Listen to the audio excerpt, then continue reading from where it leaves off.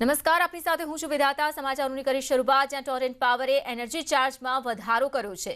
51 થી 200 યુનિટ માટે 5 પૈસાનો વધારો કરવામાં આવ્યો છે। 200 થી વધુ યુનિટ માટે 10 પૈસાનો વધારો। અમદાવાદ ગાંધીનગરમાં નવો ભાવ છે તે અમલી બનશે।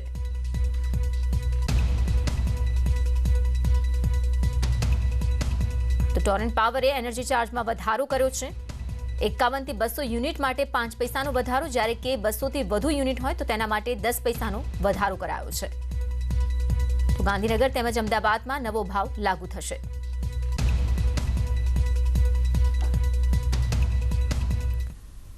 રાજકોટમાં કોરોના બેકાબૂ થયો છે। દર્દી રાત્રિના સમયે રસ્તા પર રજડી પડ્યો। મવડી વિસ્તારમાં રસ્તા પર દર્દી જોવા મળ્યો। 108 મોડી પહોંચતા દર્દીને હાલાકી પડી। ઓક્સિજન ઘટી ગયું હતું અને તેના કારણે દર્દીને સારવાર મેળવવા માટે જ્યાં તેઓ રજડી પડ્યો હતો ત્યારે દર્દીની પરિસ્થિતિ જોઈને રુદનફાટ સ્થિતિ સર્જાઈ હતી। લોકોએ ઊભા રહીને દર્દીની સ્થિતિ જોઈ તો બીજી તરફ સ્થાનિક મીડિયાકર્મીએ પોતાનો જીવ જોખમમાં મૂક્યો અને મદદ કરી।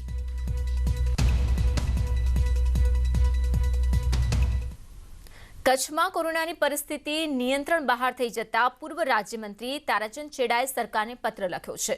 મોતના મુખમાં ધકેલાતા દર્દીઓને બચાવવા માટે મુખ્યમંત્રી અને નાયબ મુખ્યમંત્રી સત્વરે કચ્છમાં આવે તે માટે તેમણે અપીલ કરી। કચ્છમાં રેમડેસિવિર ઇન્જેક્શન સાથે વેન્ટિલેટર અને ઓક્સિજનની પણ અછત સર્જાઈ છે તેવો ઉલ્લેખ આ પત્રમાં કરવામાં આવ્યો છે। જોકે ભાજપના જ પૂર્વ મંત્રીએ સરકારમાં પત્ર લખતા રાજકારણ ગરમાયું છે।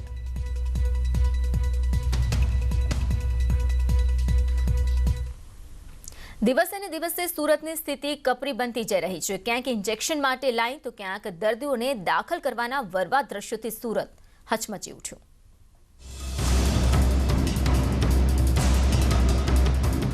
જ્યાં જુઓ ત્યાં કોરોનાનો કેર, જ્યાં જુઓ ત્યાં એમ્બ્યુલન્સના ટફેરા, જ્યાં જુઓ ત્યાં ઇન્જેક્શન માટે લાઈન। લાઈફનો એકદમ બહુ જ ટફ આ એટલો ક્રિટિકલ ટાઈમ છે ને કે કંઈ સમજ પણ નથી પડતી એમ કે સવારથી સાંજ સુધી અમે લોકો બસ આ જ ઇન્જેક્શન માટે દોડધામ કરીએ કે મમ્મી પપ્પાને ક્યાંકથી ઇન્જેક્શન મળી જાય। છેલ્લા 1 વર્ષથી કોરોના નામના દુશ્મને માનવીને હચમચાવી મૂક્યો છે, લાચાર બનાવી દીધો છે। પોતાના સ્વજનને બચાવવા મોડી રાતથી લાઇનમાં ઉભેલા લોકોના આ દ્રશ્યો સુરતના છે। રેમડેસિવિર ઇન્જેક્શન માટે લગભગ 1 કિલોમીટર સુધી લોકોએ લાંબી લાઈન લગાવી। ઇન્જેક્શન માટે સાહેબ 4 વાગ્યાના ઊભા છે અમે અહીંયા ને ઇન્જેક્શન હું ગઈકાલે પણ લઈ ગયેલો, પરમ દિવસે પણ લઈ ગયેલો મારી વાઈફ માટે। સગા સંબંધી હતા 5મા માળ ઉપર તો ઓલરેડી ઇન્જેક્શન આપતા જ હતા। સગા વાલા હોય ઓળખાણ હોય તો આપતા હતા, નકર નહોતા આપતા। કાલે લાઈનમાં ઉભા રહ્યા, ટોકન ન મળ્યું, ટોકનવાળાને બધાને આપેલા બધાને। અહીંયા ભાજપની કાર્યાલય એક સારું છે કે આપે છે લાઈનમાં પણ આપે છે ખરા। રોજે રોજ 1000થી પણ વધુ નવા કેસથી સુરતનો જાણે કે શ્વાસ રૂંધાઈ રહ્યો છે। સ્થિતિ એટલી હદે વિકટ છે કે સામાન્ય માણસ તો લાચાર છે જ, પણ તંત્રના કર્મચારીઓ પણ સ્વજનો માટે ઇન્જેક્શન શોધી રહ્યા છે।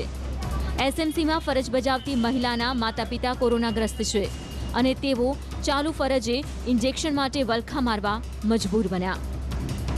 મારા પપ્પા હમણાં આઈસીયુમાં છે ને મમ્મીને પણ ઓક્સિજન ચાલે છે, એટલે મમ્મી અને પપ્પા બંનેની કન્ડિશન હમણાં ક્રિટિકલ છે અને અમે લોકો રોજ સવારથી લઈને સાંજ સુધી ઇન્જેક્શન માટે દોડધામ કરીએ છીએ। વધતા જતા કોરોના સંક્રમણને ધ્યાનમાં રાખીને ગામડાઓ વધુ સતર્ક બન્યા છે। ક્યાંક સ્વયંભૂ લોકડાઉન તો ક્યાંક બજારો બંધ રાખીને કોરોના પર કાબુ મેળવવા સરાહનીય પ્રયત્નો થઈ રહ્યા છે। કોરોનાની બીજી લહેરમાં ગામડાઓએ શરૂઆતથી સંયમ દાખવ્યો છે। રાજ્યના કેટલાક ગામડાઓમાં સ્વયંભૂ લોકડાઉનનો નિર્ણય કરાયો, ત્યારે જામનગરમાં કાલાવડના નવા ગામમાં પણ સ્વૈચ્છિક લોકડાઉન જાહેર કરાયું। આગામી 17 એપ્રિલ સુધી સ્થાનિકો પોતાના ધંધા રોજગાર બંધ રાખીને સ્વયંભૂ લોકડાઉનને સમર્થન આપી રહ્યા છે। કાલાવડ તાલુકા જિલ્લો જામનગર આગામી 17 તારીખ સુધી સંપૂર્ણ લોકડાઉન અમે રાખેલું છે સ્વૈચ્છિક। અમારા ગામજનોના બધા વેપારીઓએ સંપૂર્ણ અમને સપોર્ટ કર્યો છે। કોરોનાનું સંક્રમણ વધતા જેતપુર માર્કેટિંગ યાર્ડ 2 દિવસ બંધ રાખવાનો નિર્ણય કરાયો છે। વેપારી એસોસિએશને સ્વૈચ્છિક બંધનું એલાન કર્યું, જેને કારણે હરાજીનું કામ, જણસીની આવક બંધ રહેશે। આ ઉપરાંત ખેડૂતોએ માલ લઈને ન આવવા અપીલ કરી છે। સતત વધી રહેલા કોરોનાના કેસને લઈને છોટાઉદેપુરમાં તંત્ર હરકતમાં આવ્યું। છોટાઉદેપુર જિલ્લાના તમામ 6 તાલુકાના વેપારીઓએ અને લારી ગલ્લાવાળાઓનો કોરોના ટેસ્ટ ફરજિયાત કરી દેવાયો છે. પરિપત્ર બહાર પાડી અને તાલુકા મથકોના વેપારીઓ સાથે પરામર્શ કરી દરેક વેપારી અને લારી ગલ્લા ચલાવતા વ્યક્તિનો કોરોના ટેસ્ટ ફરજિયાત કરવાનો નિર્ણય કરાયો છે. છોટાઉદેપુર જિલ્લાના તંત્રએ જે આ કોરોના ટેસ્ટિંગ માટેની જે અપીલ કરી છે એને વેપારીઓએ આવકાર્યો છે અને અમે બી ટેસ્ટિંગ કરાવવા આવ્યા છે અને એ ગાડી પબ્લિક બી ઘણી છે, તો એ નિર્ણય સારો છે આપણા માટે બી ને પબ્લિક માટે બી. Bureau report, news 18 Gujarat. કોરોનાનો ખૌફ કેટલી હદે ફેલાયો છે તેનું ઉદાહરણ રાજકોટના એક સ્મશાનમાં જોવા મળ્યું. કોરોનાના ડરથી લોકો અસ્થિ લેવા પણ નથી આવતા.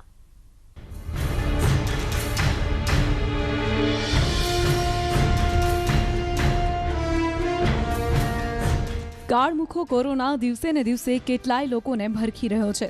અંતિમ વિધિ માટે સ્મશાનમાં વેઇટિંગ હોય તેવા પણ કેટલાય કિસ્સા જોવા મળ્યા. આ તમામ વિકટ સ્થિતિ વચ્ચે રાજકોટથી ડરામણા દ્રશ્યો સામે આવ્યા છે. રાજકોટના રામનાથપરા સ્મશાનગૃહમાં અસ્થિઓના ઢગલા થયા છે. છેલ્લા 3 મહિનામાં અહીંના સ્મશાનમાં 1000 અસ્થિ એકઠા થયા છે. કોરોનાનું સંક્રમણ વધતા લોકોમાં ભયનો માહોલ છે. કોરોનાથી થતા મોત બાદ મૃતકના સ્વજનો ડરના કારણે અસ્થિ લેવા પણ નથી આવતા. આ વખત 2021માં લગભગ 4 મહિનામાં લગભગ 1000થી 1200 જેટલા અસ્થિ અત્યારના ભેગા થઈ ગયા છે, જેમાં ઘણા પરિવારના તો પોતાના સ્વજનના અસ્થિ લેવા પણ નથી આવતા બીકના મારે. કોવિડ-19ના હિસાબે ઘણા પરિવારના તેમને સ્વજનના અહીંયા બોડી એમને મૂકીને વયા જાય છે. માત્ર રામનાથપરા સ્મશાનગૃહમાં પાછલા વર્ષે 2020માં લગભગ 4000 જેટલા અસ્થિનું વિસર્જન સ્મશાનગૃહ દ્વારા હરિદ્વાર ખાતે કરવામાં આવ્યું, જ્યારે ચાલુ વર્ષે છેલ્લા 3 મહિનામાં જ 1000 જેટલા અસ્થિ એકઠા થઈ ગયા છે. આના પરથી જ સમજી શકાય છે કે લોકોમાં કોરોનાનો કેટલો ડર છે. હરીન માત્રાવાડિયા, ન્યૂઝ 18 ગુજરાતી, રાજકોટ. કોરોનાની લહેર વચ્ચે ચૈત્રી નવરાત્રીનો આજથી પ્રારંભ થયો છે, ત્યારે કોરોનાને પગલે અનેક મંદિર બંધ રાખવાનો નિર્ણય લેવામાં આવ્યો. ભક્તોએ ઘરે જ આરાધના કરવી પડશે. અનેક મંદિરોમાં દર્શન માટે ઓનલાઈન વ્યવસ્થા કરવામાં આવી છે, એટલે ઘરે બેઠા શક્તિપીઠના દર્શન પણ આપ કરી શકશો. આજથી ચૈત્રી નવરાત્રીનો પ્રારંભ થયો છે, ત્યારે અંબાજી, પાવાગઢ મંદિર ભક્તો માટે બંધ છે. બહુચરાજી મંદિર પણ ભક્તો માટે બંધ થયું છે. કોરોના સંક્રમણ અટકાવવા માટે દર્શનના દ્વાર જે છે એટલે કે મંદિરના દ્વાર દર્શન માટે બંધ કરાયા છે.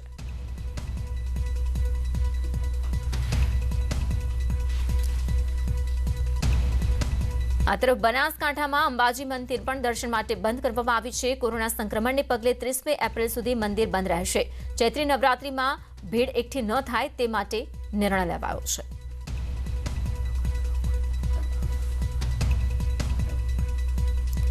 માહિતી સાથે જોડાઈ રહ્યા છે સંવાદદાતા મહેન્દ્ર અગ્રવાલ. મહેન્દ્ર, આજથી જ્યાં મંદિર છે તે બંધ રહેશે દર્શન માટે, ભક્તોની ભીડ એકઠી ન થાય અને સંક્રમણ ન ફેલાય તે માટે દર્શનની જે પ્રક્રિયા છે તે બંધ કરવામાં આવી છે. ત્યાંનો કેવો માહોલ જોવા મળી રહ્યો છે અને ઓનલાઈન દર્શન માટેની શું વ્યવસ્થા?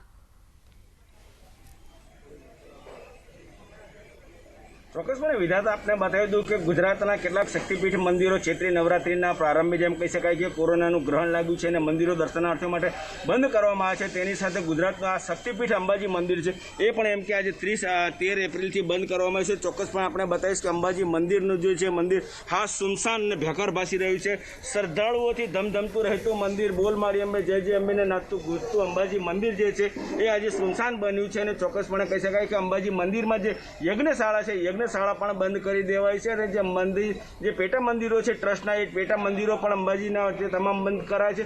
ભોજનાલય જે મંદિરનું ચાલતું હતું રાહત દરવાળું એ પણ બંધ કરાયું છે. મંદિર ટ્રસ્ટના જે વિશ્રામ ગૃહો જે છે રહેવા માટેના છે રાહત દરના એ પણ તમામ મંદિરો બંધ કરાય છે અને એમ કહી શકાય છે કે આજે જે 10:30 કલાકે મંદિરમાં ઘટ સ્થાપન ચોક્કસપણે કરાશે. માતાજીના મંદિરમાં આરતી પણ કરાશે, પણ દર્શનાર્થી તેનો લાભ નહીં લઈ શકે અને ચોક્કસપણે કહી શકાય છે કે મંદિર ટ્રસ્ટ હાલ નિર્ણય કરી રહ્યું છે કે ભક્તોને કેવી રીતે ઓનલાઈન દર્શન કરાવવા. વિધાતા જી મહેન્દ્ર, સાથે જો વાત કરવામાં આવે તો જે ભક્તોને ખબર નથી અચાનક ત્યાં પહોંચી રહ્યા છે તેમને શું સૂચન મળી રહ્યું છે? આ સાથે અંબાજીમાં ત્યાં આસપાસના વિસ્તારમાં કોરોનાની કેવી પરિસ્થિતિ અને ત્યાં કેવી તકેદારી? ચોક્કસપણે કહી શકાય છે જે ભક્તોને ખ્યાલ નથી અને ગઈકાલે મોડી સાંજે જે નિર્ણય લેવાયો છે તેને લઈને એમ કહી શકાય છે કે આપણા મીડિયાના માધ્યમથી જે શ્રદ્ધાળુઓને ખ્યાલ પડ્યો છે તે તો અંબાજી તરફ મળી નથી આવ્યો, પણ જે અંબાજી આવી રહ્યા છે તે અંબાજી મંદિરની બહારથી જ એમ કહી શકાય છે કે જાળીમાંથી માતાજીના દર્શન કરી એમ કે માતાજીના ચરણ સ્પર્શ ધરતી પાવન ભૂમિને ચરણ સ્પર્શ કરીને એ પોતે અહીંયા પરત થઈ રહ્યા છે. અને ચોક્કસપણે આવનારા સમયમાં કહી શકાય છે કે યાત્રિકોને ઘર બેઠા લાઈવ દર્શનનો પણ વ્યવસ્થા મંદિર ટ્રસ્ટ દ્વારા કરવામાં આવશે. જી મહેન્દ્ર, આભાર માહિતી બદલ. તો મંદિર જે છે અંબાજી મંદિર ભક્તો માટે બંધ કરવામાં આવ્યું છે. કોરોનાનું સંક્રમણ વધી રહ્યું છે ત્યારે આ પ્રકારની પરિસ્થિતિમાં લોકો એકઠા ન થાય, ભીડ એકઠી ન થાય તે માટે મંદિરના દ્વાર બંધ કરવામાં આવે છે. દર્શનાર્થીઓ ઘરે બેસીને દર્શન કરી શકે તે માટેની પણ મંદિર ટ્રસ્ટ તરફથી વ્યવસ્થા કરવામાં આવી રહી છે. તો બીજી તરફ ઘટ સ્થાપન અને અન્ય જે પૂજન વિધિ છે તે મંદિરના પૂજારી તરફથી કરવામાં આવશે, પરંતુ દર્શન માટે ભક્તોને પ્રવેશ નહીં મળે.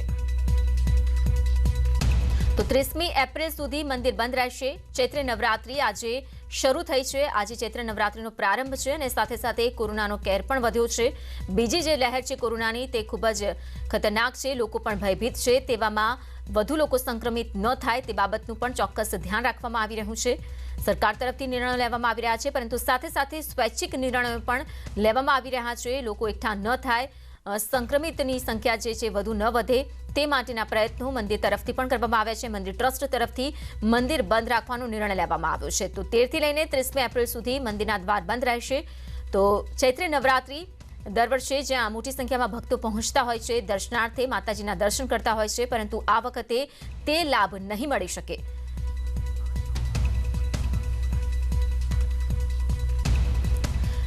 તો તમામ મંદિરો જે છે તે બંધ રાખવામાં આવ્યા છે, પરંતુ બીજી તરફ અમદાવાદના નગરદેવીની જો વાત કરીએ, ભદ્રકાળી મંદિરની વાત કરીએ, ત્યાંથી જોડાઈ રહ્યા છે અમારા સંવાદદાતા વિભુ. ત્યાંનો માહોલ બતાવશો. આજે ચૈત્ર નવરાત્રી છે પરંતુ અન્ય મંદિરોના દ્વાર બંધ છે. ત્યાંનો કેવો માહોલ, ત્યાંની શું વ્યવસ્થા?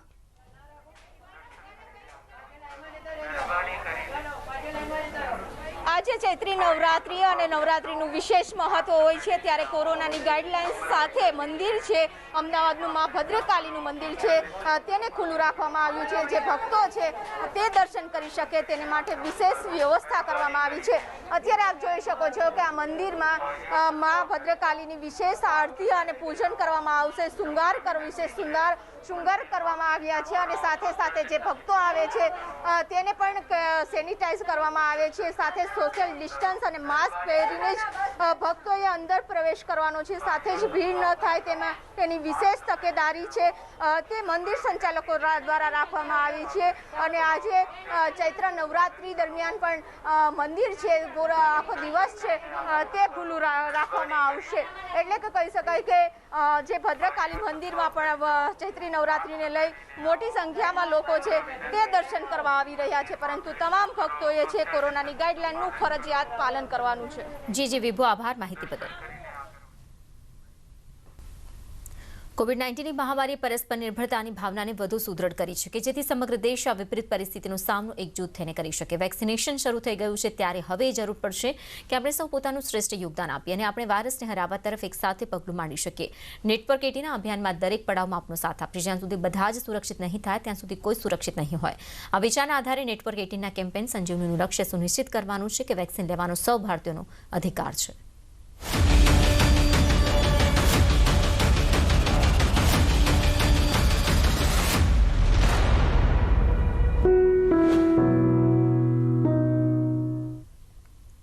અને હવે જોઈએ સરકારે કોરોના મામલે જે તજજ્ઞોની કમિટીની રચના કરી છે તેઓ શું કહી રહ્યા છે.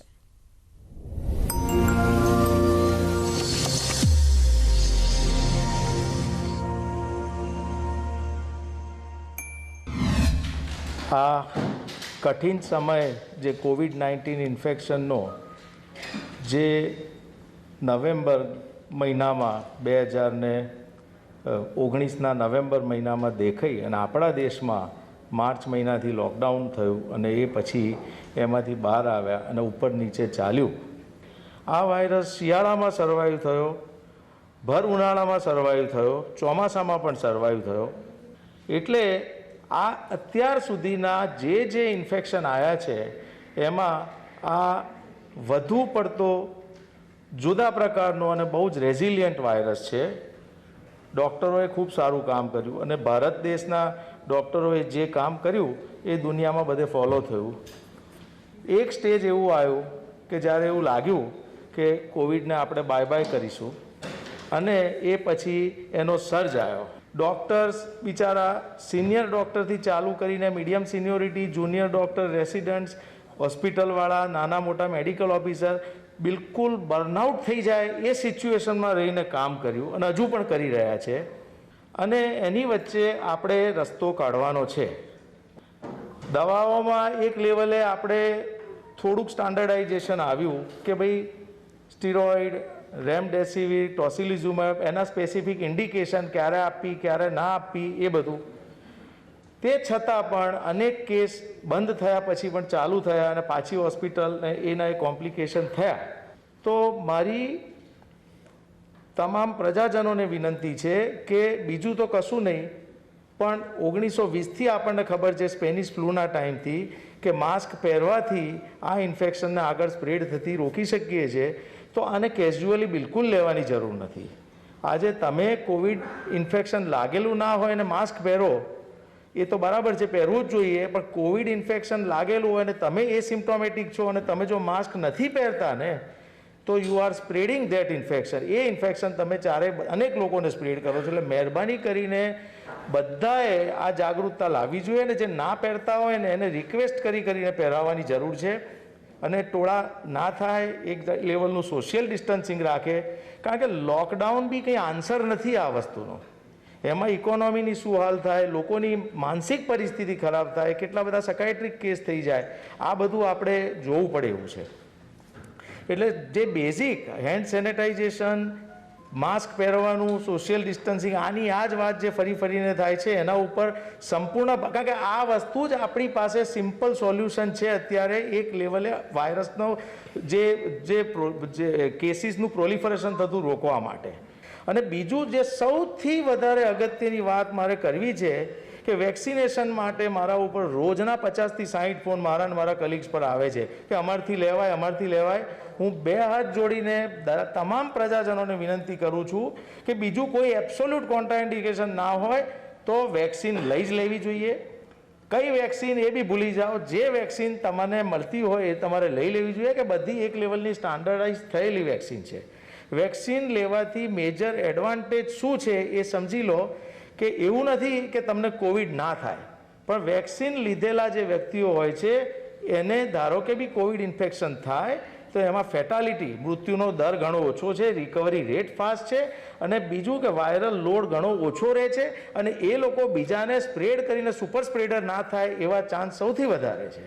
એટલે વેક્સિનની અને કોઈ બી દવા કે કોઈ બી રસી એની જો એ અસરકારક હોય ને તો એની થોડીક અસરનો આપણે સામનો કરવો પડશે અને ગ્રેસફુલી કરવો પડશે અને જરા પણ ગભરાયા વગર કરવો પડશે.